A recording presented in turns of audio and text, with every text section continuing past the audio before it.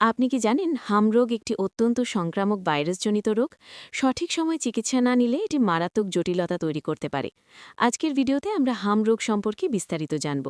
হাম একটি ভাইরাসজনিত সংক্রমণ যা মূলত শিশুদের বেশি হয়, তবে বড়দেরও হতে পারে।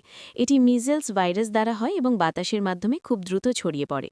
হাম রোগ ছড়ায় আক্রান্ত ব্যক্তির কাশি বা হাঁচির মাধ্যমে, কাছাকাছি থাকলে সহজেই সংক্রমণ হয়, একই ঘরে থাকলেও ছড়াতে পারে।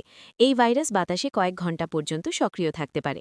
হাম রোগের সাধারণ লক্ষণগুলো হল জ্বর, উচ্চ তাপমাত্রা, কাশি, নাক দিয়ে পানি পড়া, চোখ লাল হওয়া। ২-৩ দিন পর দেখা যায় সারা শরীরে লাল ফুসকুড়ি, মুখের ভিতরে সাদা দাগ, কমপ্লেক্স স্পটস। সঠিক চিকিৎসা না নিলে হাম থেকে হতে পারে নিউমোনিয়া, ডায়রিয়া, কান ইনফেকশন, এমনকি মস্তিষ্কে সংক্রমণ এনসেফ্যালাইটিস। বিশেষ করে ছোট শিশুদের জন্য এটি বেশি ঝুঁকিপূর্ণ। হামের নির্দিষ্ট কোনো অ্যান্টিভাইরাল চিকিৎসা নেই, তবে লক্ষণ অনুযায়ী চিকিৎসা দেওয়া হয়।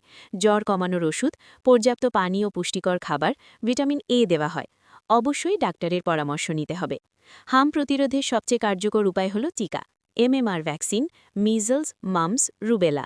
নির্ধারিত বয়সে শিশুকে টিকা দিন, আক্রান্ত ব্যক্তির থেকে দূরে থাকুন, পরিষ্কার পরিচ্ছন্নতা বজায় রাখুন। সচেতন থাকুন, সুস্থ থাকুন। এই ভিডিওটি ভালো লাগলে লাইক, শেয়ার ও সাবস্ক্রাইব করতে ভুলবেন না। ধন্যবাদ।